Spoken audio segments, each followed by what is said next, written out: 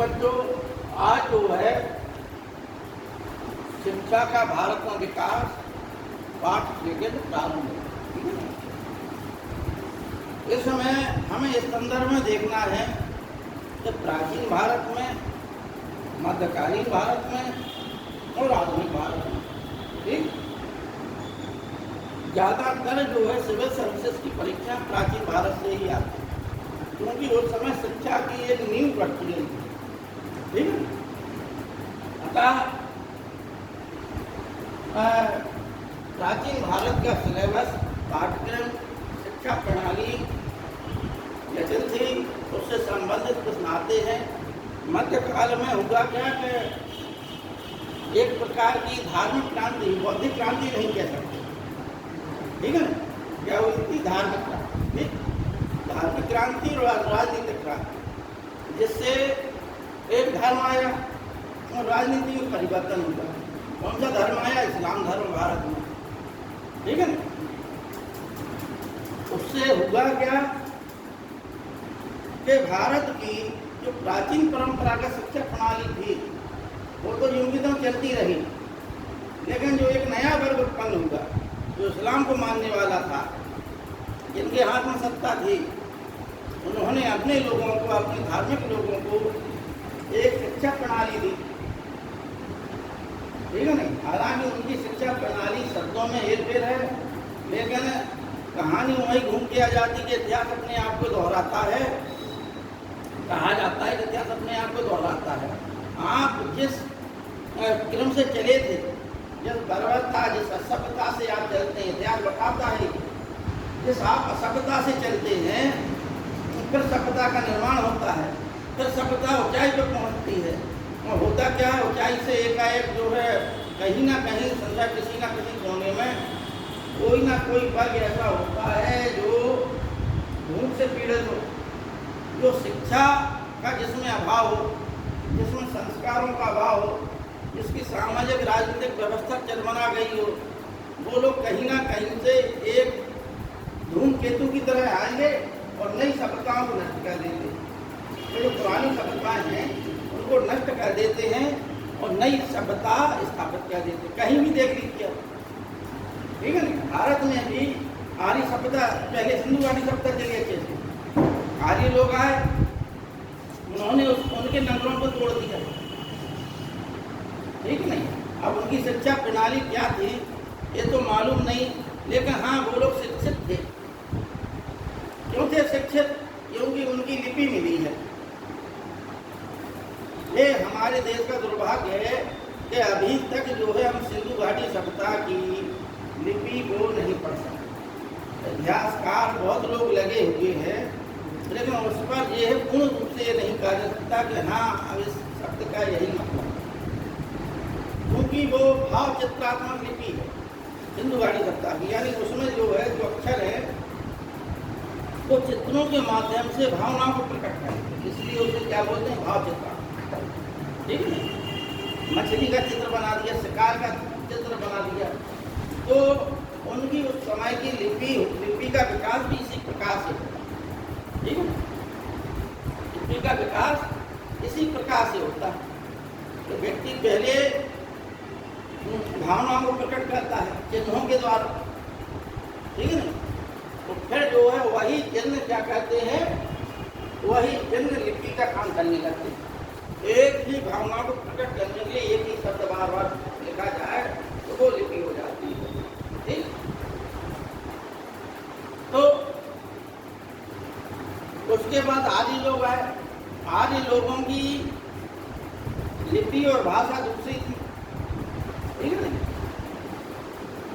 इसके पश्चात उन्होंने, आर्यों ने एक सुव्यवस्थित अपनी प्रणाली, मतलब उनकी व्यवस्था थी जो प्राचीन समय में आदि मानव था भारत में, वो सिंधु घाटी सभ्यता तक एक पूर्ण विकसित मानव हो चुका। अच्छे अच्छे नगर हो गए थे, वाणिज्य व्यापार विदेशों से होने लगा था।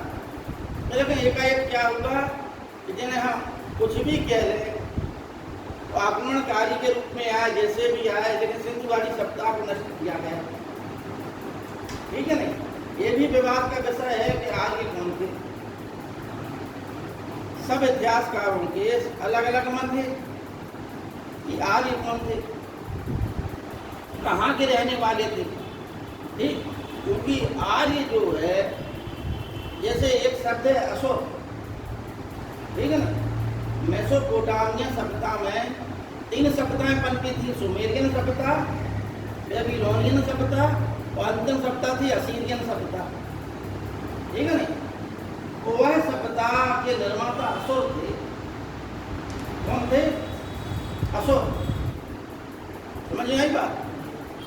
तो अब आप बताइए कि जो पूरा मध्य एशिया में आर्य लोग थे, आर्य अपने कबीलों के रूप में थे, और जहाँ जहाँ उनका थोड़ा थोड़ा दूरी रही, हाँ, प्रति जिला जालौन में जाएंगे तो कुछ ना कुछ भाषा शैली अलग रहेगी, झांसी में जाए कुछ भाषा शैली अलग रहेगी, बांदा में कुछ और भाषा शैली है, ललितपुर में जाए कुछ और भाषा शैली होगी।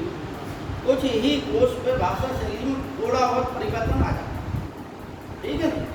जर्मनी और फ्रांस चिपके होते हैं, लेकिन फिर भी दोनों की भाषाएं अलग हैं, ठीक। तो इसी प्रकार से एक ही आर्य लोग थे जो कबीलों में बट गए, इनके देवी देवता एक थे, इनकी भाषा शैली एक थी, लेकिन धीमे धीमे करके उनकी भाषा शैली में अंतर आया, उनके देवी देवताओं में अंतर आया। लेकिन प्रारंभ के जो उनके प्रमाण है वो यह प्रमाणित करते हैं, मिस्र में भी वो है अरे गुना नामक एक स्थान है मिस्र में, और एक जो है तुर्की में है बोगज कोई नामक स्थान, ठीक। बोगज कोई नामक स्थान पे भी एक जो है पत्थर पे लिखी हुई वो मिली है, जिसमें 4 देवताओं का उल्लेख है। 2 कबीले, आर्यों के ही 2 कबीले आपस में लड़ते हैं, मितानी और खितानी, ठीक है। कबीले थे, अलग अलग नाम थे इनके, उनके भी देवता वही थे, इंद्र, मित्र, वरुण और नासक, जो ऋग्वेद के हैं। उसी प्रकार से उन्हीं देवताओं, उन्हीं शब्दों का उल्लेख जो है कहाँ मिलता है? मिस्र में, ठीक है। आप यदि मेसोपोटामिया सभ्यता को उठा लीजिए तो कुछ ना कुछ शब्द आपको मिलते जुलते मिलेंगे। अतः इससे ये है कि शिक्षा प्रणाली में होगा क्या कि क्रमिक परिवर्तन होता है। तो प्रारंभिक जो नींव रखी गई थी शिक्षा में, वह शिक्षा प्रणाली आधुनिक समय में, मध्यकाल की बात करें पहले, तो मध्यकाल में उन लोगों ने क्या किया, अपने लोगों को शिक्षित करने के लिए एक प्राइमरी शिक्षा होती है, एक उच्च शिक्षा होती है, ठीक है ना। तो प्राचीन समय में हम देखते हैं कि मंदिर, गुरुकुल, आश्रम और विश्वविद्यालय, ये जो है जब अधिक बढ़ गई शिक्षा प्रणाली तो विश्वविद्यालय स्थापित हो गए, ठीक। और मध्यकाल में होगा क्या, क्योंकि हमने कहा कि इतिहास अपने आप को दोहराता है, एक असंस्कृत लोग आते हैं और एक अच्छी संस्कृति को नष्ट करके अपनी संस्कृति स्थापित कर देते हैं। वही चीज़ें जो प्राचीन समय में थी, कौन सी आश्रम, गुरुकुल है नहीं, ऋषियों मुनियों के पास पढ़ रहे बच्चे, बिल्कुल कुछ ना कुछ परिवर्तन के साथ वही मदरसे और मकतब हो गए, यानी कि धार्मिक स्थल जो है वो शिक्षा केंद्र बन गए। और प्राचीन समय में भी मंदिर जो है शिक्षा केंद्र थे, प्रारंभिक शिक्षा मंदिरों में दी जाती थी, ठीक है ना, दी जाती थी कि नहीं दी जाती थी। चोल काल में आप लोगों को बताते हैं कि मंदिरों में शिक्षा दी जाती थी, ठीक है ना। और मध्यकाल में फिर उसके पश्चात क्या हुआ, मदरसे, मकतब जो है प्राइमरी शिक्षा केंद्र थे, तो मदरसे उच्च शिक्षा, ठीक। आधुनिक काल आया, तो आधुनिक काल में हम लोग क्या देखते हैं, आधुनिक काल में हम देखते हैं कि अंग्रेज लोग आए व्यापारी के रूप में, और उन्होंने समझा कि भारत की शिक्षा प्रणाली, क्योंकि वो दूसरी भाषा बोलने वाले थे और भारत में दूसरी भाषा थी, प्रारंभ में जब वो आए तो उन्होंने जो है कि ऐसी भाषा वाले लोग चाहिए थे जो वहाँ से भी जुड़े हों, जो यहाँ से भी जुड़े हों, तो यानी जो 2 भाषावादी हों। तो उन्होंने पहले 2 भाषीय को रखा, फिर यहाँ जब अपनी राजनीतिक सत्ता स्थापित कर ली तो अपनी भाषा शैली इन्हीं लोगों पर थोप दी। पहले उन्होंने इनकी भाषा अपनाई भारतीयों की, क्योंकि व्यापार करना था, इनकी भाषा समझना था। वो हॉकिंस आया था, सर थॉमस रो आए थे, सबसे पहले हॉकिंस आया इनके पहले, ठीक है ना। उसने जहांगीर से फारसी भाषा में बात की। अंग्रेज था, इंग्लैंड का था, राजा जेम्स पंचम का नहीं प्रथम का, जेम्स प्रथम का जो है ये राजदूत बन के आया था, ठीक है ना, व्यापारिक अधिकार प्राप्त करने के लिए आया था। उसे कई भाषाओं का ज्ञान था, अरबी, फारसी, तुर्की, ये सब भाषाएं वो जानता था, लेकिन उसने फारसी भाषा में बात की। तो उस समय कुछ ऐसे विद्वान हुआ करते थे जो कई भाषाओं में ज्ञाता होते थे। इन्हें जो है या तो राजदूत बना के भेजा जाता था जिससे बातचीत का आदान प्रदान हो। आज भी वो परंपरा है। ये राजदूत आपको पता है कैसे बनते हैं? भारतीय विदेश सर्विस, ठीक है ना, IFS, IAS,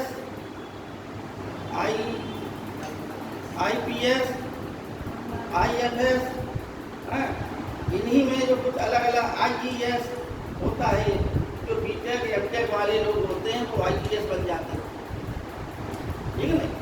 इस प्रकार से अच्छा IFS दो प्रकार की, एक विदेश वाली है, एक फॉरेस्ट वाली है, ठीक। तो ऐसे लोगों को सिलेक्ट किया जाता है कम से कम जिन्हें इंग्लिश भाषा पकड़। इंग्लिश भाषा IAS में भी एक इंग्लिश का पेपर आता है, जिसे क्वालिफाई करना जरूरी होता है। बड़े बड़े विद्वान लोग जो है इलाहाबाद में अच्छी विषय पकड़ इंग्लिश में फेल हो जाते हैं। और इंग्लिश में फेल का मतलब है आपका वो इंग्लैंड में होगा। इंग्लिश में सिर्फ क्वालिफाई करना है, लेकिन लोग बाग वही नहीं क्वालिफाई कर पाते, ठीक है। तो हमें ये समझना है प्राचीन भारत,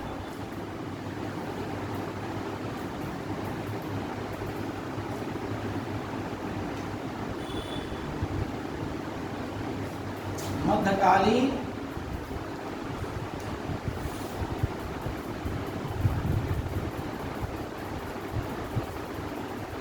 और आधुनिक।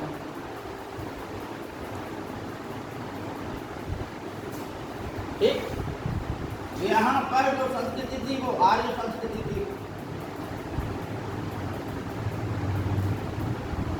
यहाँ पर क्या है, इस्लामिक संस्कृति ने प्रवेश कर लिया, ठीक है ना।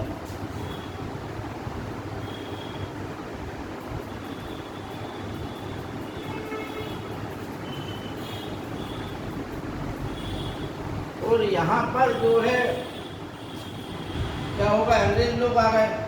अंग्रेज लोगों से मतलब है आधुनिक शिक्षा प्रणाली।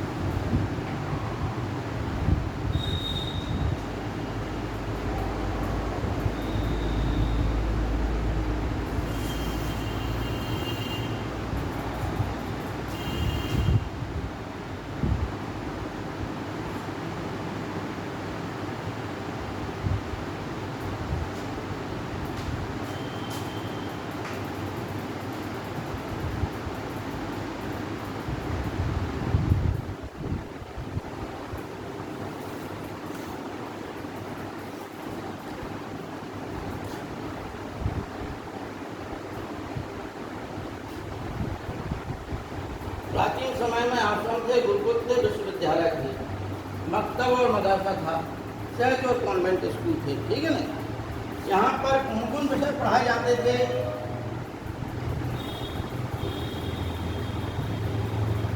धर्म, दर्शन, गणित, तर्क, शिक्षा, शिल्प, संगीत आदि, ठीक। संस्कृत भी पढ़ेगी क्या? संस्कृत संस्कृत हाँ हाँ, तो भाषा है, ठीक है। भाषा में कहाँ हमने कहीं नहीं किया, ठीक है। यहाँ जो है कि भाषा की दृष्टि से देखा जाए, हमने कहा है भाषा की दृष्टि से देख लिया जाए, भाषा यहाँ पर मुख्य भाषा थी संस्कृत, पाली और प्राकृत। पाली बौद्ध हो गई, प्राकृत जैन से हो गई, और संस्कृत आर्यों से हो गई, ठीक है ना, मतलब हिंदू परंपरा से हो गई। उसमें अरबी, फारसी और तुर्की, ठीक। आधुनिक भारत में, आधुनिक काल में ही उर्दू का विकास हुआ, ठीक। वो है अली दक्कनी को जो है उर्दू का जन्मदाता कहा जाता है। दक्षिण भारत में उर्दू का विकास माना जाता है, और मोहम्मद शाह रंगीला ने इसको राजकीय संरक्षण दे दिया था। राजकीय संरक्षण का मतलब मोहम्मद शाह रंगीला ने इसे अपनी राजकीय भाषा बना लिया था, उर्दू को, ठीक है ना। तो उर्दू का ज़्यादा विकास नहीं हो पाया, ठीक। और चाहे सल्तनत काल हो, जो शिक्षा प्रणाली थी और उसमें मुख्य भाषा फारसी ही थी, आपको बता दें। सल्तनत काल शिक्षा प्रणाली की भाषा अगर बात की जाए, ये शिक्षा प्रणाली में पढ़ाई जाती थी ये भाषा, ठीक। इसमें हम लोग जो है खगोल और ज्योतिष और करना है, खगोल और ज्योतिष, इनमें से कुछ ना कुछ भाषाएं इसमें रिपीट हो जाती थी, क्योंकि लगभग ये जो है ये लोग किस पर ध्यान देते थे? खगोल, ज्योतिष, धर्मशास्त्र मतलब पुराण आधारित शिक्षा, ठीक है ना। तालीम बोलते थे, तालीम, ये मुख्य चीजें थी। गणित,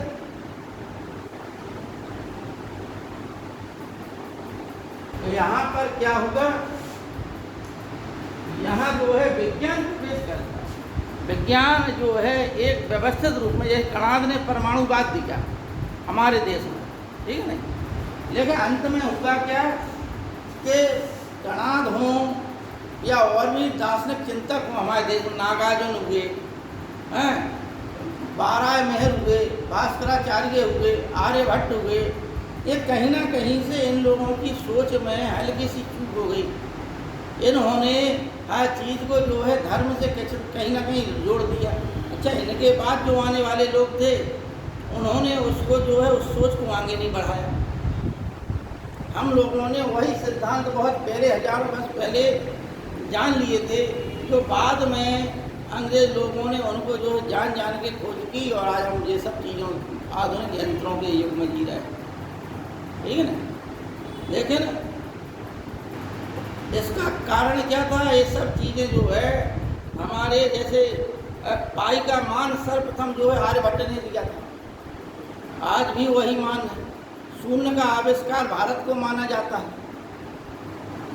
आप ये बताइए, गिनती में कहीं भी देखिए आप, बिना शून्य के महत्व है? शून्य का व्यक्तिगत रूप में कोई महत्व नहीं है, लेकिन गणना की दृष्टि से शून्य का बड़ा महत्व है। अगर आपने 99 लिखा है और 0 लगा दिया आपने, तो कितना हो जाएगा? 990 हो जाएगा। 10 लिखा है, बिंदी लगा दिया तो 100 हो जाएगा, ठीक है ना। तो शून्य का महत्व है कि नहीं है? तो शून्य का महत्व संसार को परिचित कराने वाला भारत जो है पहला ऐसा देश है। हालांकि अंक गणित जो 1 2 3 4 है वो मेसोपोटामिया सभ्यता की देन है। तो ज्योतिष की शिक्षा भारत ने यूनानियों से सीखी, ठीक है ना। कुछ चीज़ें भारतीयों ने स्वयं इजाद की, जैसे पाई का मान है, गुरुत्वाकर्षण का नियम है, ये भारतीयों की अपनी देन है, ठीक है। ब्रह्मगुप्त ने दिया था गुरुत्वाकर्षण का नियम, ठीक। भास्कराचार्य, आर्यभट्ट ये गणितज्ञ भी थे और ये खगोल शास्त्री भी थे। गुप्त काल में हो गई धनवंतरी भगवान की जो पूजा की जाती है, जो गुप्त काल में हो गए, उन्हें भगवान मान लिया गया। लेकिन उनसे पहले भी भारत में कई बड़े बड़े चिकित्सक हुए, बहुत बड़े बड़े हुए, लेकिन क्रेडिट जो है अंतिम समय वाला ले जाता है, क्योंकि उनके बाद कोई इतना बड़ा होगा नहीं, ठीक है ना। एक जीवक का नाम नहीं बताया आप लोगों को हमने, जीवक नामक वैद्य था, ठीक है ना। वह जो है उसकी माँ का नाम सलावती था। ये सर्वश्रेष्ठ परीक्षा में आ चुका है। क्या नाम था उसका? सलावती, ठीक। जो कहाँ का रहने वाला था? राजगृह का रहने वाला था। बिंबिसार के समय की बात है, अजातशत्रु, बिंबिसार अजातशत्रु के समय की बात है। सलावती कौन थी? सलावती जो है एक वेश्या थी, ठीक है ना। तो उसने क्या किया, तो बच्चे का जन्म हुआ तो उसने बच्चे को जो है घूरे पर फेंक दिया। वहाँ से जो है उसी समय एक राजकुमार बिंबिसार के पुत्र, एक अभय नाम था उसका निकलना हुआ। उसने देखा कि एक बच्चा कूड़े पर पड़ा हुआ है, तो उसने उस बच्चे को उठा लिया। उसे शिक्षा दीक्षा हेतु जब बड़ा हुआ कुछ, तो शिक्षा दीक्षा हेतु उसे तक्षशिला भेज दिया। तो हमने आपको बताया कि अभी विश्वविद्यालय आप लोगों को लिखाएंगे भारत के, तो तक्षशिला है क्या? तो प्राचीन समय में अनेकों गुरुकुल थे वहाँ पर। वो गुरुकुल लगभग हर प्रकार की शिक्षा देते थे। अलग अलग गुरुकुल में अलग अलग एक विशेष उपलब्धि प्राप्त गुरुकुल थे कि आपको अगर प्रशासनिक शिक्षा प्राप्त करना है तो इस गुरुकुल में जाइए। ये सिस्टम था वहाँ पर। चिकित्सा की आपको जो है पढ़ाई करना है तो यहाँ जाइए, इस प्रकार का था। अंत में उस पूर्ण रूप से उसे जो है विश्वविद्यालय कहा जाने लगा, ठीक है नहीं। और पारसिकों ने इसे जो है नष्ट कर दिया था। पारसिकों ने अपने आक्रमण के समय पाकिस्तान के रावलपिंडी जिले में यह स्थित है, ठीक, तक्षशिला। तो यह जो है जीवक वहाँ से तक्षशिला से पढ़ाई लिखाई करने के पश्चात आया और बाद में बिंबिसार ने उसे जो है अपना राजवैद्य बना लिया। इतना योग्य था, ठीक है ना।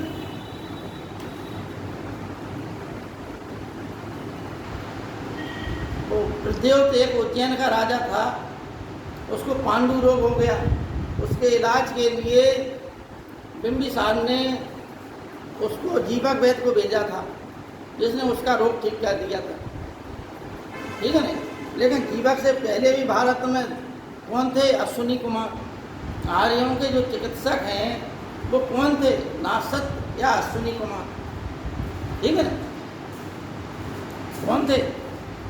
नासत या अग्नि कुमार, नासत या अश्विनी कुमार, ठीक। ये दो भाई थे। तो यहाँ पर जो है आधुनिक विषय आ गए। कौन कौन आ गए?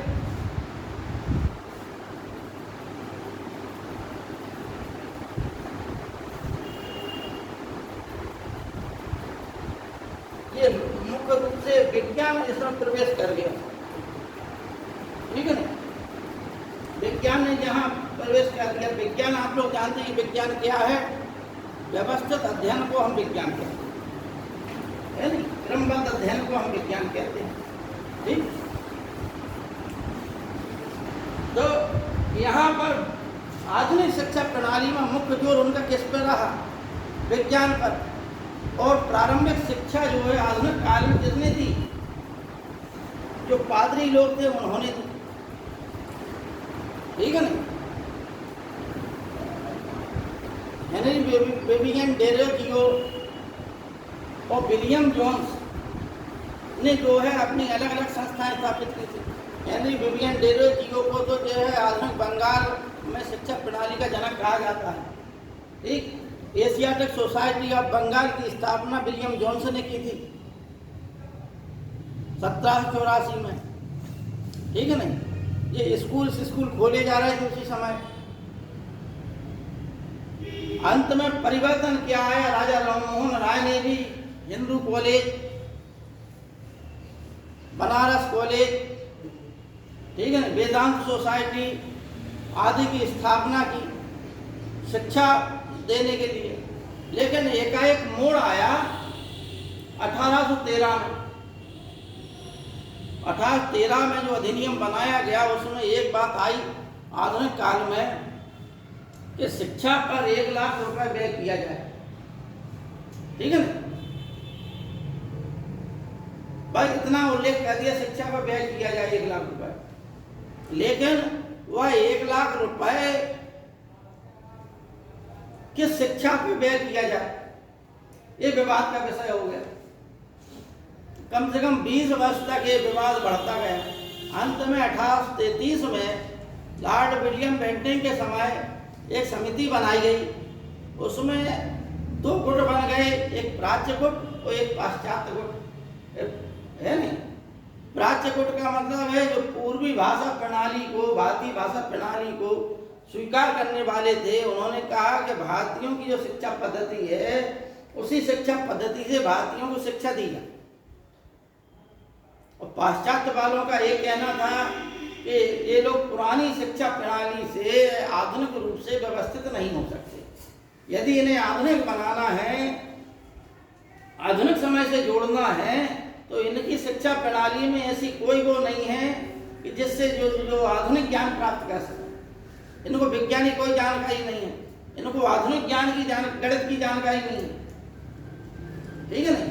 हमारे यहाँ जो तर्क अर्क है, न्याय शास्त्र पहला ग्रंथ माना जाता है और गौतम ऋषि जो है प्रथम न्याय शास्त्री कहे जाते हैं, यानी तर्क शास्त्री कह लो। ठीक है नहीं। लेकिन गौतम ऋषि के पश्चात तर्क शास्त्र पर ज्यादा विचार विमर्श नहीं होगा। हमारे जो पूर्वज थे, ऋषि मुनि थे, उन्होंने हर सब्जेक्ट पर कुछ ना कुछ अपनी थ्योरियां दी थी। वैशेषिक दर्शन जो है अणु और परमाणु पर बात करता है। उसने कहा संसार जो है समस्त जगह कहीं भी संसार में जो कुछ दिखाई देता है परमाणु की श्रृंखला। ठीक है ना। परमाणु को उन्होंने 7 प्रकार का बताया। आकाश को उन्होंने परमाणु नहीं माना। जैसे हम कहते हैं कि रामानुजाचार्य ने कहा, शंकराचार्य जी ने भी कहा कि क्षितिजल पावक गगन समीरा और पंच तत्व से बना शरीरा। ठीक है ना। सांख्य दर्शन कहता है कि संसार जो सृष्टि का निर्माण है वो किससे हो जाता है, वो 3 तत्वों से हो जाता है, सत्व रज तम। प्रकृति में सत्व रज तम की साम्यावस्था है, लेकिन जब इन 3 तत्वों में हलचल पैदा हुई तो उसी साम्यावस्था भंग हो गई।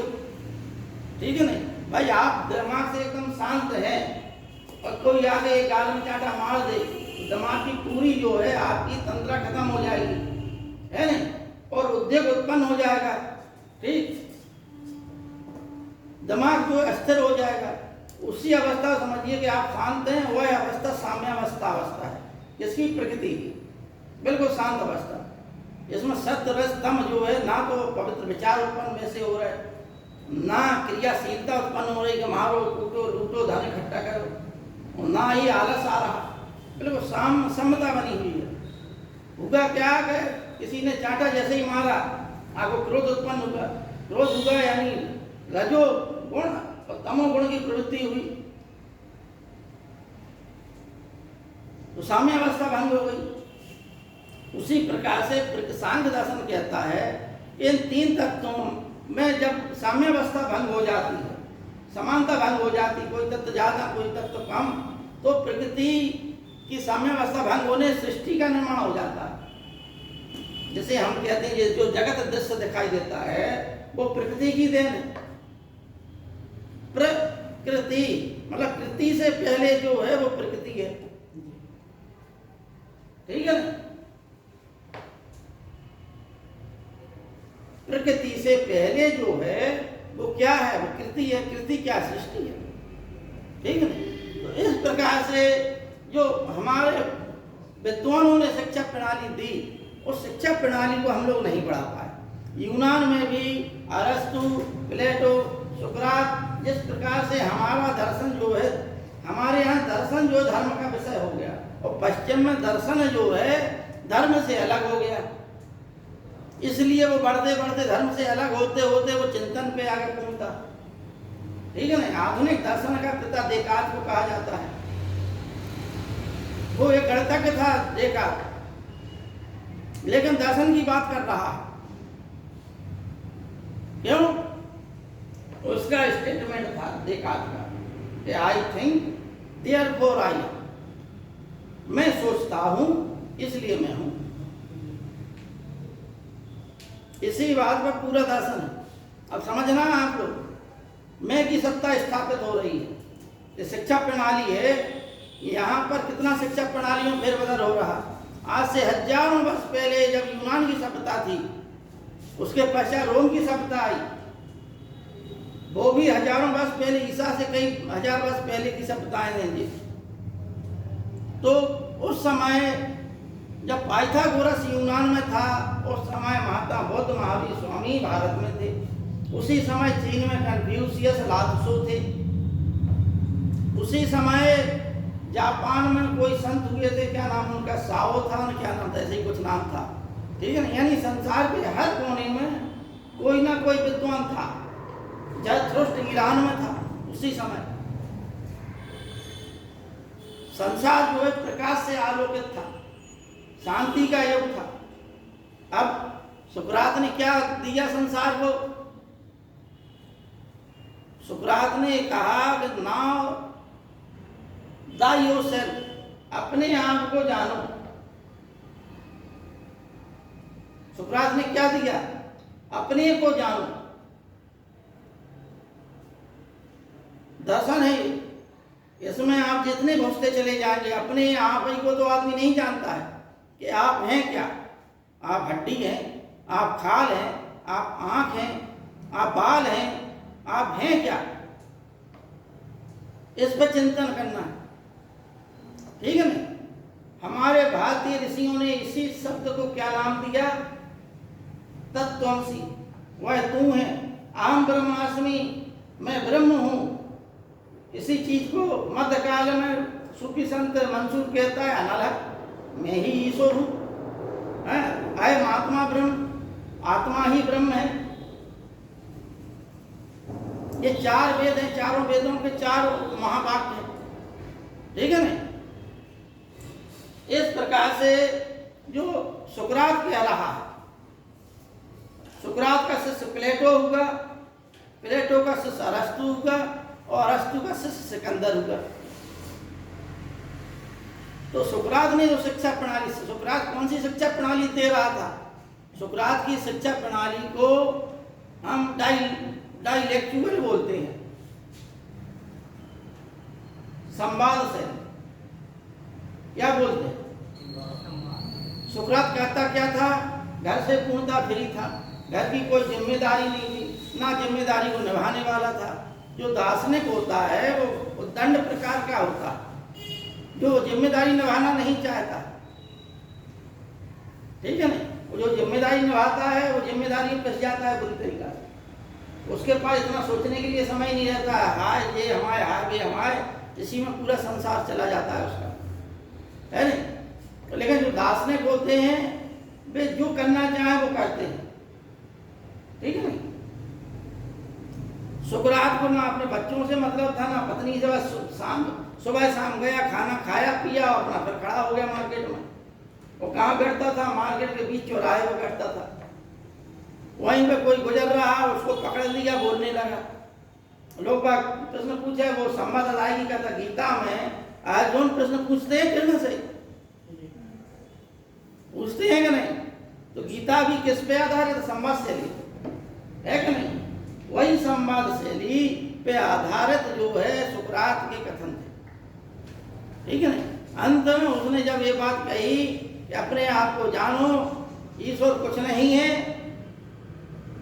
तो उसे पकड़ के जो है विष का प्याला दे दिया गया, क्योंकि उसने ईश्वर का विरोध करना प्रारंभ कर दिया था।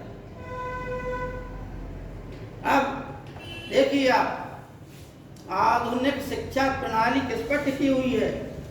प्राचीन प्लेटो और अरस्तु के ग्रंथों पर। उन्हीं के ग्रंथ उठाकर उन्होंने जो चाहे नीति शास्त्र हो, चाहे समाज शास्त्र हो, चाहे विधान शास्त्र हो, हर विषय पे इन लोगों ने लिखा, इन दोनों ने, ठीक है ना? खाली धर्म को छोड़कर। अब देकार्त क्या कह रहा? आधुनिक काल में देकार्त भी कह रहा कि मैं सोचता हूं इसलिए मैं हूं, मेरे सोचने पर ही मेरी सत्ता है। उसने कहा क्या मैं हाथ हूं? अब वो एकांत में बैठा हुआ है, अपने आप से प्रश्न कर रहा कि मैं हूं क्या? क्या मैं हाथ हूं? क्या अगर हाथ ही कट जाए व्यक्ति का तो क्या मेरी सत्ता नष्ट हो जाएगी? मैं रहूंगा? भाई किसी व्यक्ति का हाथ कट जाए, पैर कट जाए, बाल मुड़वा ले, तो क्या वो व्यक्ति नष्ट हो जाता है? मैं का मतलब है जब तक चेतना है तब तक मैं है। भाई आई एम का मतलब मैं हूं। अब मैं कब हूं? जब तक चेतना है शरीर में। जब चेतना नष्ट हो जाती है तो मैं खत्म हो जाता है। तो देखा किसी चीज को अंतर प्रमाणित करता है, उसने हर चीज पे आक्षेप लगाया, हर चीज पर प्रश्न किया कि मैं किस स्थिति में नहीं हूं। हाथ, पैर, बाल, मुंह, हाँ, नाक, कान, सब पर उसने आक्षेप लगाया। फिर उसने कहा कि ये चेतना का स्तर है, यदि चेतना हमारी नष्ट हो जाए तो मैं खत्म हो जाता। अब चेतना पर फिर जो है आगे दर्शन बढ़ता चला गया। देकार्त से ही दर्शन आगे बढ़ते बढ़ते जाने किन किन चीजों में चला गया, फिर शास्त्र के आधुनिक काल में। लेकिन वो सब शिक्षा प्रणाली जो है किसमें आ गई है? आधुनिक शिक्षा में, ठीक है ना? यानी इसमें विज्ञान चीजें आ गई हैं। विज्ञान पढ़ने से वैज्ञानिक सोच हो गई, ठीक है नहीं? आदमी के अंदर से जो अंधविश्वास रोटी बांधता है वो चीजें सब नष्ट हो गई। गणित पढ़ने लगा। अभी तक क्या था कि व्यक्ति के मन में ज्यादातर क्या धर्म और दर्शन की शिक्षा ज्यादा फोकस था। प्राचीन काल से लेकर मध्य काल तक मुख्य विषय क्या था? धर्म और शिक्षा, धर्म और दर्शन, ठीक है ना? विशेष रूप से धर्म था, और दर्शन भी वो जो धर्म से रिलेटेड हो। बाद में भी दर्शन जो है कितने बताए गए?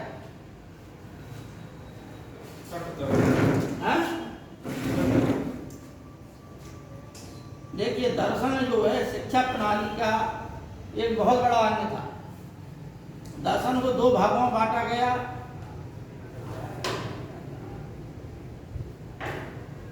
आस्तिक दर्शन और नास्तिक दर्शन। आस्तिक दर्शन में छह हुए। सब संसार भारत का सबसे प्राचीन जो है दर्शन कौन सा है? सांख्य दर्शन, ठीक है ना? सांख्य, योग,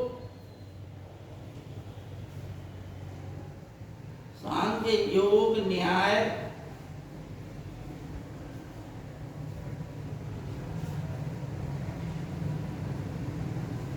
वैशेषिक,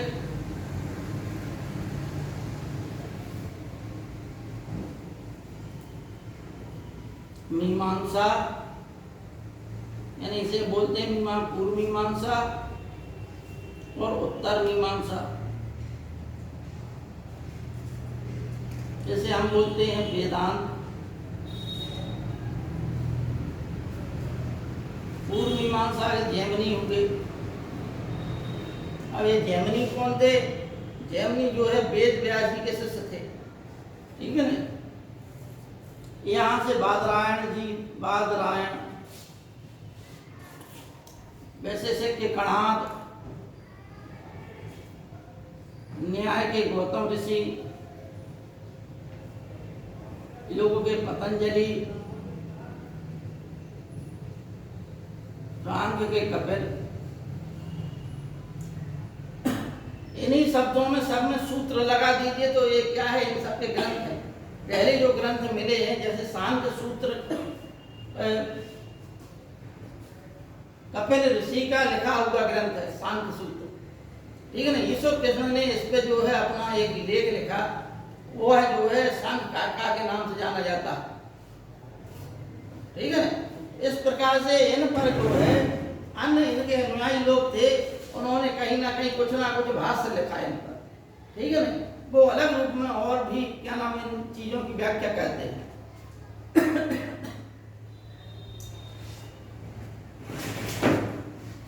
अब देखिए नास्तिक में क्या होगा। पहला दर्शन है चार्वाक,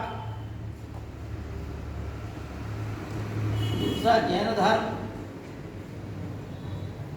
तीसरा बौद्ध धर्म। लेकिन क्या भारत में यही नास्तिक थे? मुगली पुत्र तिस्य भी नास्तिक माना जाता है। संजय बेलट्टी पुत्र जो संदेहवादी थे, ठीक है।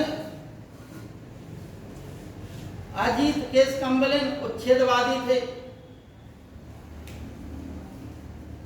अजीत केस कंबलेन क्या थे? उच्छेदवादी। उनका कहना था अजीत केस कंबलेन का कि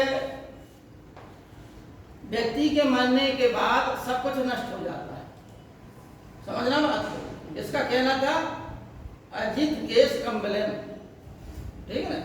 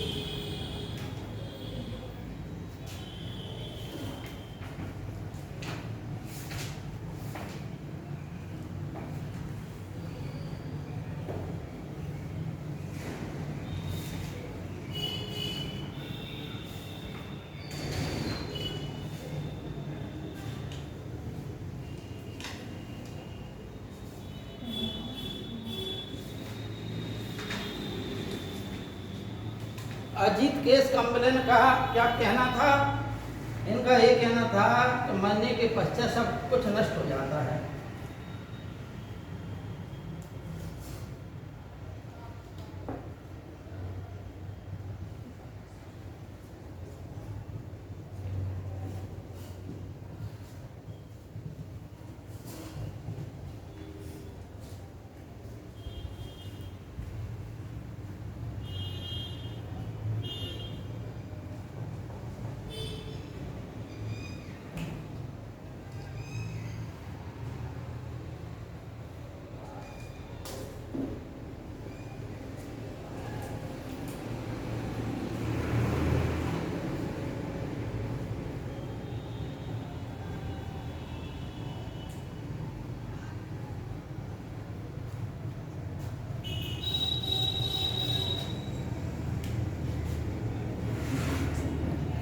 उसी प्रकार से एक मोगली पुत्र तिस्सुगे, उनका कहना था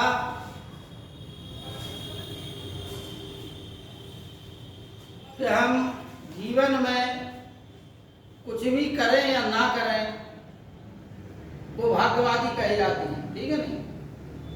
भाग्य में जो निर्धारित है वह मिलेगा, हम करें या ना करें, पूर्व नियोजित है सब कुछ, ठीक है ना। तो इस प्रकार से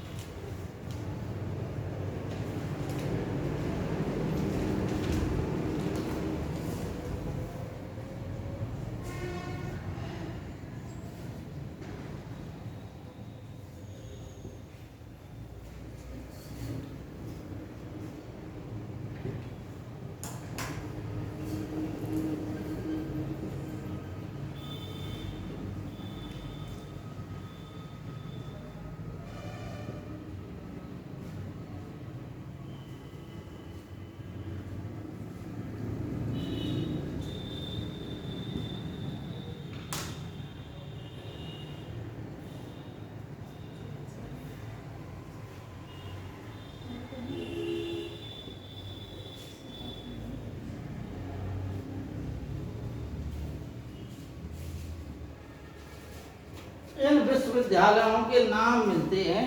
ये 9 विश्वविद्यालय थे, इनके नाम मिलते हैं, ठीक है ना। कौन कौन नाम थे?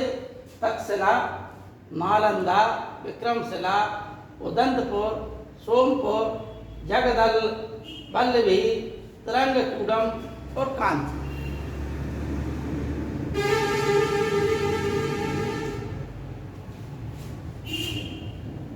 इसमें से एकमात्र विश्वविद्यालय वल्लभी का था जो मैत्रकों ने स्थापित किया था गुजरात में, ठीक है ना। यहाँ पर जो लोग जो है शिक्षा अध्ययन करने के पश्चात इन्हीं लोगों में से प्रशासनिक पदों पर नियुक्त कर दिया जाता था। आजकल जो प्रणाली है बकाया जो है कि किसी भी प्रकार आप विद्वान हो गए, आप शिक्षा काम कर सकते, जो करना है करिए, लेकिन शिक्षा प्राप्ति के पश्चात कोई ऐसा निश्चित मापदंड नहीं था कि अब आपको करना क्या है, ठीक। लेकिन वल्लभी विश्वविद्यालय में जो स्नातक हो जाते थे उनको प्रशासनिक पदों पर बैठा दिया जाता था, ठीक है ना। तो यह प्रणाली अकेली वल्लभी विश्वविद्यालय की थी जो कि मैत्रक शासकों ने स्थापित किया था इसको, ठीक है ना। अगर ये इनकी बात की जाए तो इनकी स्थापना जो है पाल शासकों ने की थी।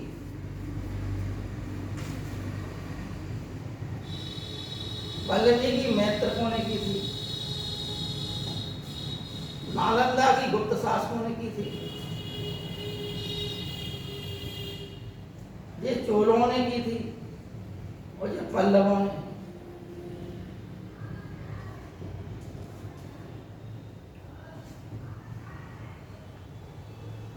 और तक्षशिला का हमने बताया ही है कि क्या था स्थिति, ठीक है नहीं।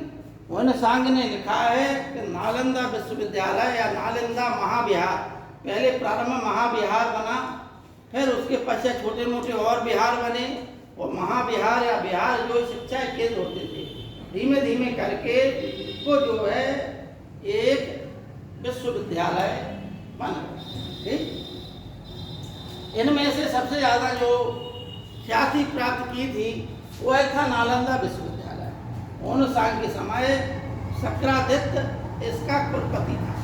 ये सिविल सर्विस की परीक्षा में आता है कि मोहन सांग के समय शक्रादित्य इसका वो था।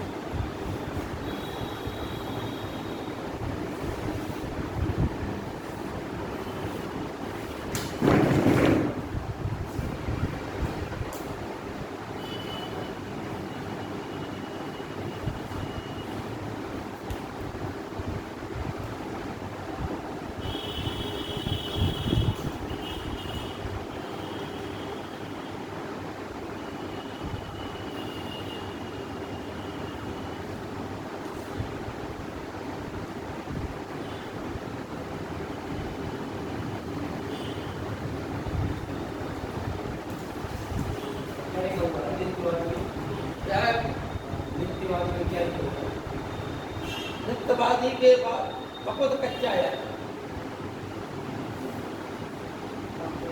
स्थानीय मान्यता विश्वविद्यालय कहाँ पर बेटा?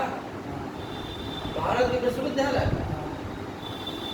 तो तक्षशिला, नालंदा, विक्रमशिला, उदंतपुर, सोनपुर, जगदल, वल्लभी, श्रीरंगकूटम और कांची। ठीक है नहीं? नालंदा, विक्रमशिला, नालंदा की स्थापना गुप्त शासकों ने कराई थी, जिसका नाम था शक्रादित्य। शक्रादित्य जो है कुमार गुप्त की उपाधि मानी जाती है। शक्रादित्य, महेंद्रादित्य जो किसकी उपाधि मानी जाती है? कुमार गुप्त। ठीक है नहीं? तो कुमार गुप्त कौन था? कुमार गुप्त जो है चंद्रगुप्त द्वितीय विक्रमादित्य का लड़का था। ये हुनसांग ने लिखा है कि नालंदा महाविहार की स्थापना शक्रादित्य ने कराई। ठीक है? बाल शासकों के समय पर ये जो है प्रसिद्धि प्राप्त कर रहे हैं। ये 4 विश्वविद्यालय लगभग जो है बालों के शासन काल में हुए। वल्लभी जो है महत्वपूर्ण शासन काल में आया बना। श्रीरंगकूटम जो है चोलों के शासन काल में, कांची पल्लवों के शासन काल में।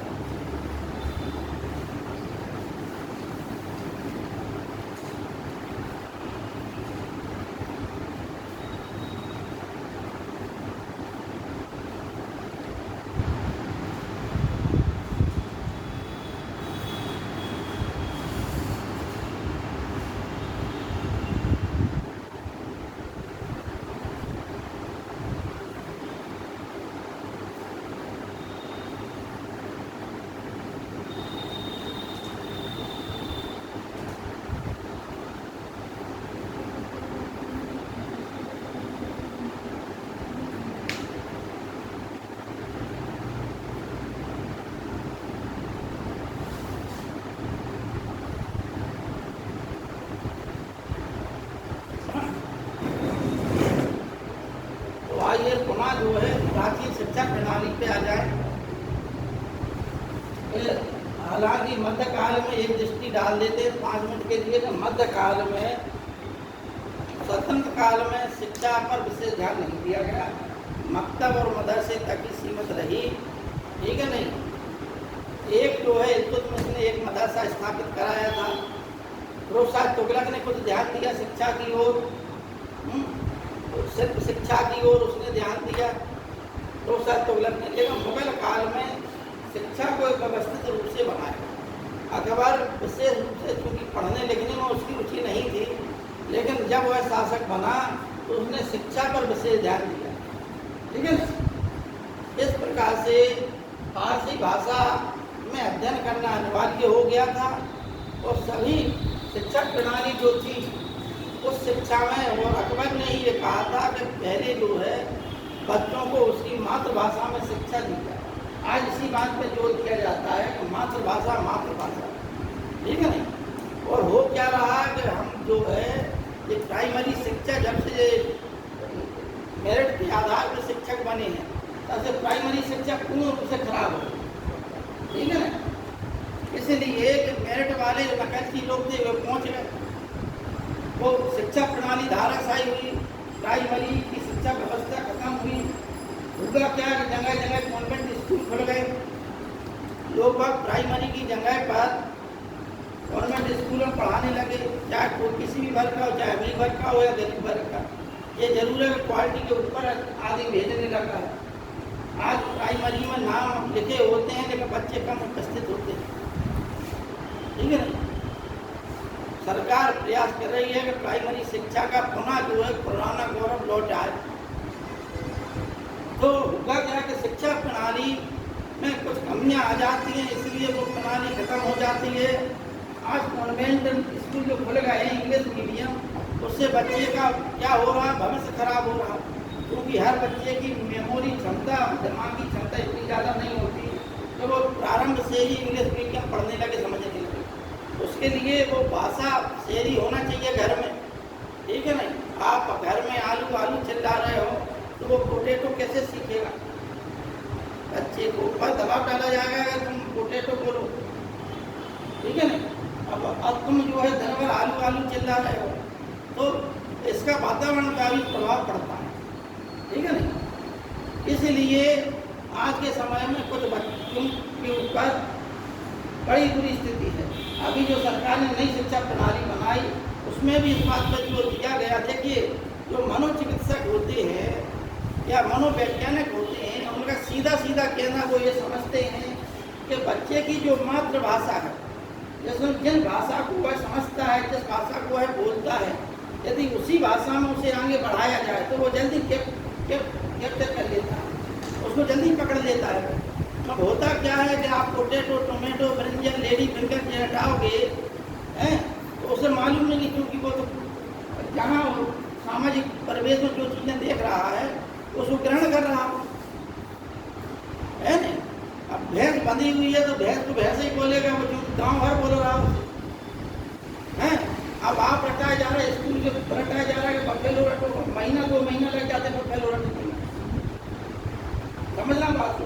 और यदि रटने की जरूरत नहीं है जबकि बच्चे, अब ये मानसिक रूप से दबाव डाला जा रहा है कि बफेलो रटो तो, और 2 महीने लग गया बफेलो रटने बच्चे समझने में। उससे हो क्या रहा है कि अनावश्यक रूप से बच्चे पर दबाव डाला जाए।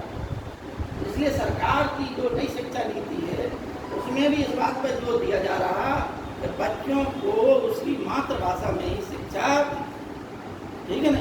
अखबार ने भी इस बात पर जोर दिया, कुछ मदरसे बनवाए शिक्षा प्रणाली के लिए, ठीक है। अकबर की जो धायमा थी महामनगा, उन्होंने भी एक खैरुल मनाजिर नामक एक मदरसा बनवाया था शिक्षा के लिए। इसी प्रकार से हर समय पे कुछ ना कुछ मदरसे बनते चले गए और ये मध्यकाल की शिक्षा प्रणाली थी, जिससे ज़्यादा प्रश्न नहीं हुआ, ठीक है ना।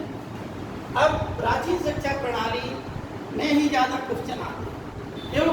क्योंकि प्राचीन शिक्षा प्रणाली में आपका सिलेबस क्या है? दर्शन, समझना बात। ये गणित, तर्कशास्त्र, खगोल, ज्योतिष, चिकित्सा, शिल्प, संगीत आदि ये सब थी, ठीक है ना। आपको बताया था कि 14 विद्याएं पढ़ाई जाती थी, 18 शिल्प पढ़ाए जाते थे। शिल्प का मतलब है कि शिल्पकारी, ठीक है ना। अनेक प्रकार की जो कलाएं हैं, कटाई बुनना है, ये दलिया बनाना, घर को छाना, ये सब किसमें आ जाता है? लकड़ी के पे काम करना, ये सब क्या है? जिससे तो आपको क्या बताया? 14 विद्याएं पहले लिखाया, 14 विद्याएं, 18 शिल्प और 64 कलाएं। अब 64 कलाएं क्या थी? 64 कलाओं के अंतर्गत जो है कि आपको बताया कि शुक्र नीति साहब, कादम्बरी, ललित विस्तार और कामसूत्र, इनमें जो है 64 कलाओं का उल्लेख किया। अब 64 कलाएं क्या थी? 64 कलाएं वे थी जिनके प्रत्येक कला के नाम अलग अलग हैं। क्या है? संगीत, नृत्य, समझना बात। इसी प्रकार से इनमें और ये चीज़ें जोड़ते चले जाओ, जैसे महिलाओं के लिए कढ़ाई है, बुनाई है, ठीक है ना, सिलाई है, ये सब चीज़ें 64 कलाओं के अंतर्गत आती हैं, ठीक है ना। यानी कि यदि सही वो गृहिणी जो है जो है 64 कलाओं पारंगत होती है, ठीक है ना। प्राचीन समय में आप लोग बता दें, गुप्त काल में या मौर्य काल में जो अनेक जो है अंगरक्षिकाएँ होती थी राजाओं की। चंद्रगुप्त मौर्य के पास अंगरक्षिकाएँ होती थी, ठीक है ना। महिलाएं ही अंगरक्षिका होती थी, वो नियुक्त होती थी, यूनानी लेखकों ने लिखा है, ठीक। इसी प्रकार से प्राचीन समय में अनेक शब्द आए हैं महिलाओं के लिए जो देह व्यापार का काम करती थी। उनमें वैश्या एक शब्द था, एक गढ़का था और एक नगर वधू था, ठीक है ना। इसमें से जो गढ़काएँ होती थी, उन गढ़काओं को 64 कलाओं की शिक्षा दी जाती थी। यानी 64 कलाओं में जो पारंगत हों वो गढ़काएँ होती थी, साधारण रूप से गढ़का नहीं, ठीक है। इनको हम लोग विकृत रूप में समझते हैं, लेकिन यदि हम इन चीज़ों का अध्ययन करें तो ये शिक्षा प्रणालियाँ थी जो दी जाती, जैसे सिलाई, बुनाई, कढ़ाई, ये सब जो है हर महिला को सीखना पड़ती थी, ठीक है। तो विकृत रूप से हम कुछ और चीज़ों को अन्य अर्थ में ले लेते, ठीक। तो इस प्रकार से 64 कलाएँ हो गई, 14 विद्याएँ हो गई, 18 शिल्प हो गए। अब आइए इस पर चिकित्सा के संबंध में आपको हमने बता दिया। क्या बताया चिकित्सा के संबंध में कि पुराने जो है चिकित्सक कौन थे ऋग्वैदिक काल में? अश्विनी कुमार, जिन्हें हम नासक कहते हैं, ठीक है ना। इसके पश्चात कौन हुआ? इसके पश्चात नाम आया दीपक का। दीपक के पश्चात कुषाण काल में दो प्रसिद्ध चिकित्सक हुए। एक का नाम था चरक, उसने चरक संहिता लिखी, और दूसरे का नाम था सुश्रुत, इसके ने सुश्रुत संहिता लिखी। समझना बात को, ये बहुत बड़े चिकित्सक थे, बहुत उच्च कोटि, ठीक है ना। यानी प्राचीन समय में भी शल्य क्रियाएं होती थी। ऋग्वेद में और वेदों में अनेकों ऐसे उपाख्यान हैं कि जब लोग बाबों के पैर टूट गए तो उन्होंने पैर को दूसरा पैर जोड़ दिया, ठीक है ना। इस प्रकार की अनेकों शल्य क्रियाओं की विधियां जो है आयुर्वेद के जो ज्ञाता थे, वेदों में इन चीज़ों का उल्लेख है, ठीक है ना। अच्छे शिल्पी होते थे, 100 डांडों वाले जहाज में पतवार बनाते थे। डांड वाला पतवार होती थी जिनमें 100 वो नहीं नाव खेल जाती है, उन्हें डांड बोलते हैं। उनसे जो पतवार बोलते हैं, उनसे जो है जहाज की जगह 100 तो डांडों वाला पतवारों वाला जहाज बनाते थे आदि लोग, ठीक है ना। इस प्रकार से हमें जो है प्राचीन शिक्षा प्रणाली में दर्शन, 4 वेद, 4 वेदों के 4 उपवेद, 6 वेदांत, शिक्षा, कल्प, व्याकरण, निरुक्त, छंद और ज्योतिष, ठीक है ना। ये कई बार पढ़ाया जा चुका आप लोगों को, ठीक है ना। और इनको जो है कि अलग अलग जो है यानी कि एक मनुष्य आकार बना दिया गया है, और कौन सा अंग किस रूप को परिभाषित कर रहा वेदांग में ये बताया गया, ठीक है ना। 18 पुराण, जिनमें से सबसे प्राचीन पुराण कौन सा है? मत्स्य पुराण, ठीक है ना। 10 उपनिषद, उन उपनिषदों में सबसे पुराना उपनिषद छांदोग्य उपनिषद माना जाता है, ठीक। ब्राह्मणों में शतपथ ब्राह्मण जो है सबसे प्राचीन माना जाता है। समझ में आ गई? अब क्या क्या रह गया? अब रह गए आपके स्मृति, ठीक?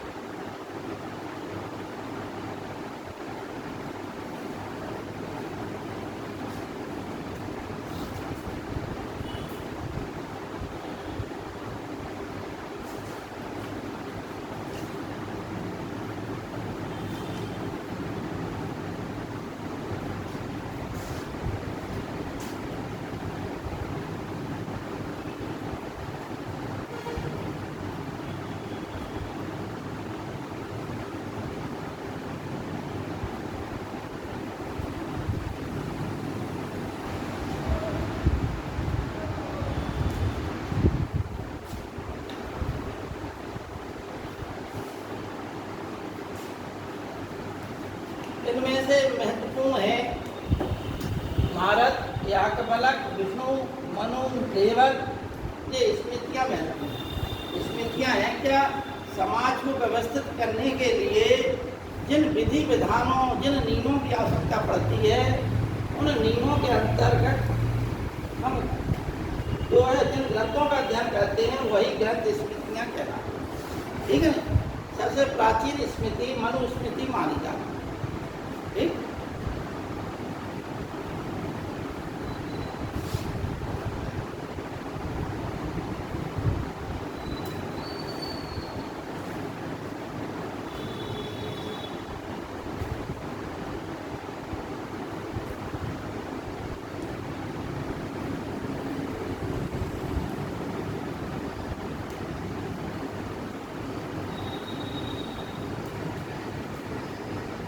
पुराण में खे का पुराण का मतलब होता है प्राचीन आख्यान, यानी सर्गस्थ पिति सर्गस्थ वंशो मनमंत्राणि च वंशानुचरतम च पुराणम पंच लक्षण। पुराणों के 5 लक्षण बताए गए हैं। सर्ग पिति सर्ग, सर्गस पिति सर्गस, वंशानुचरितम, सर्गस पिति सर्गस, मनवंतर और वंशानुचरित। ठीक है नहीं?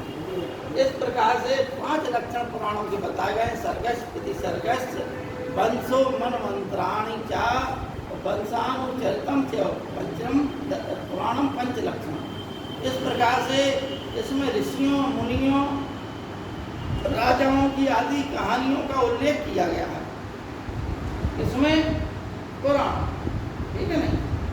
आप देखिए उपनिषद के बारे में हमने बताया है। उपनिषदों में सप्तमी कहते किसमें कहा गया है? मुंडकोपनिषद में। ठीक है नहीं? अष्टमा सदगमय किसमें कहा गया है? बृहदारण्यक उपनिषद में। ठीक है नहीं? यज्ञ टूटी हुई नौकाओं के समान है किसमें कहा गया है? मुंडकोपनिषद में। ठीक है नहीं? सबसे छोटा उपनिषद किसे माना गया है? मांडूक्य उपनिषद को सबसे छोटा। ठीक है नहीं? 10 उपनिषद मुख्य माने गए हैं क्योंकि शंकराचार्य आदि शंकराचार्य जी ने उन पर भाष्य लिखा था।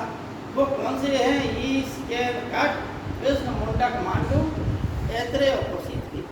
ये ऐत्रेय और बृहदारण्यक, छांदोग्य और बृहदारण्यक ऐसे ही। ठीक है?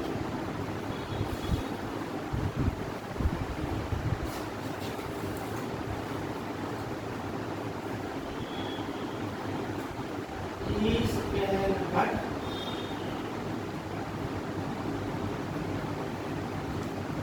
मुंडक,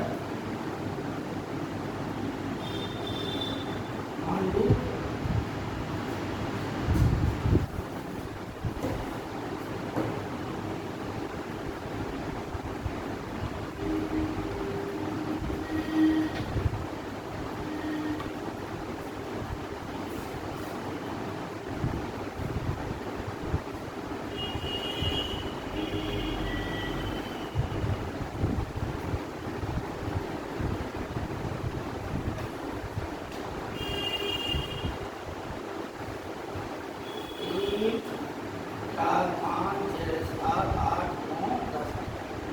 जो है प्रमुख उपनिषद माना जाता है। ठीक है?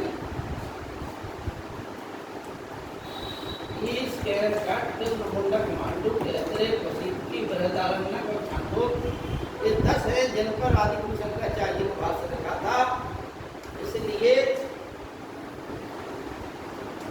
इनको जो है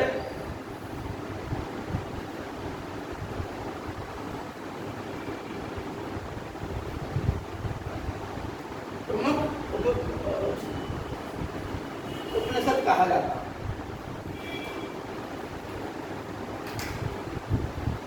अब विक्रमशिला, नालंदा और विक्रमशिला विश्वविद्यालय ये बहुत बड़ी बड़ी इमारतों पर बने हुए थे।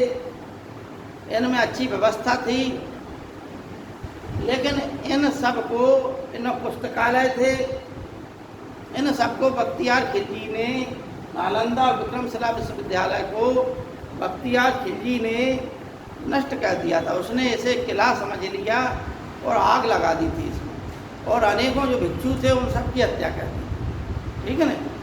जैसे आजकल तालिबान कर रहा है उसी प्रकार से यहाँ भी वही स्थिति थी इस समय भी। ठीक है ना? तो यहाँ पे भिक्षुओं को बिना अपराध के मार दिया गया, बिना किसी प्रयोजन के।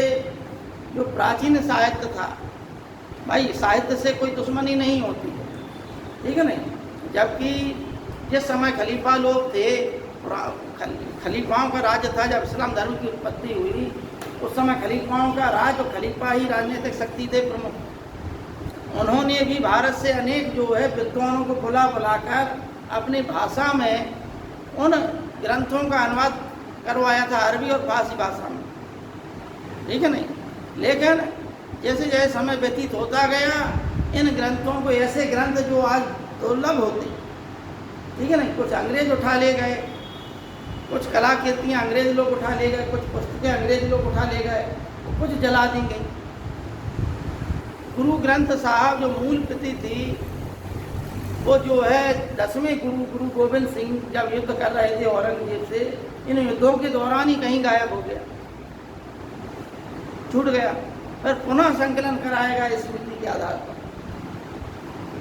तो वो जो स्मृति के आधार पर लिखाया गया, जो लोग वहाँ को याद था गुरु ग्रंथ साहब, तो उस आधार पर लिखा गया आधुनिक गुरु ग्रंथ साहब। जो मूल था वो तो नष्ट ही हो गया। अब बताइए उन ग्रंथों से किसकी क्या दुश्मनी? भाई धर्म की धर्म से दुश्मनी हो सकती है, लेकिन विद्या की से किसकी दुश्मनी? कोई भी जो है धर्म गुरु, कोई भी पैगंबर, कोई भी धर्म प्रचारक जो वास्तव में धर्म का मर्म समझता हो, इन प्रकार की बातों पर के लिए छूट नहीं देता कि आप जो है पुस्तकों को जला दें, आप जो छोटे बच्चों को मार दें, आप स्त्रियों पर जुल्म करें। ये कोई भी धार्मिक गुरु हो जिसने वास्तव में धर्म का मर्म समझा हो, या कोई भी धर्म हो, धार्मिक गुरुओं की तो ये भी बात कह लो, चलो बात ठीक है, लेकिन कोई भी धर्म ग्रंथ हो संसार का, इन बातों के लिए सन्यासियों को, बच्चों को, वृद्धों को, स्त्रियों को और ग्रंथों को, विद्या को, इनको प्रताड़ित करने का आदेश नहीं देता। ये नहीं कहता कि आप इनको चलाएं, ठीक है नहीं। इसलिए भारत की जो कुछ भी बचा है, वो बड़े बड़े विद्वान जो तिब्बत गए, उन्होंने भारत की जो है ग्रंथों को, यहाँ की शिक्षा प्रणाली को तिब्बत में फैलाया। ये बौद्ध गुरु गए नालंदा विक्रमशिला विश्वविद्यालय से, ठीक है नहीं। इन लोगों ने वही चीज़ें वहाँ लिख दी, तो आज तिब्बती भाषा में वो चीज़ें उपलब्ध हैं। हमारे देश से बहुत अधिक विद्याएँ नष्ट हुई, ठीक। ये स्थितियाँ रही हैं कि हम लोग ही अपनी चीज़ों की रक्षा नहीं करते, ठीक है ना। अब इनमें से जो चीज़ अगर ना हमारे जो समझ,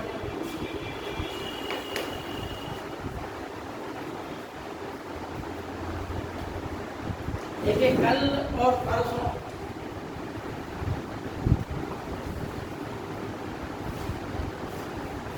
जो भारत में नारे दिए गए या कथन हैं जो, ठीक है ना, वो टॉपिक हैं, हम और भी करेंगे। प्राचीन काल में इनके कथन में महत्वपूर्ण है, प्राचीन काल से लेकर आधुनिक काल में ज़्यादा है, तो प्राचीन काल से हम प्रारंभ करेंगे और आधुनिक काल तक लेंगे। प्राचीन काल, मध्यकाल, कुछ कथन हैं जो बार बार सर्विसेज की परीक्षा में रिपीट होते हैं, तो आप लोगों को हम दिखाने का प्रयास करेंगे, बताने का प्रयास करेंगे ये इनके द्वारा कहे गए, ठीक है ना। चलिए आज रहने दें इतना ही।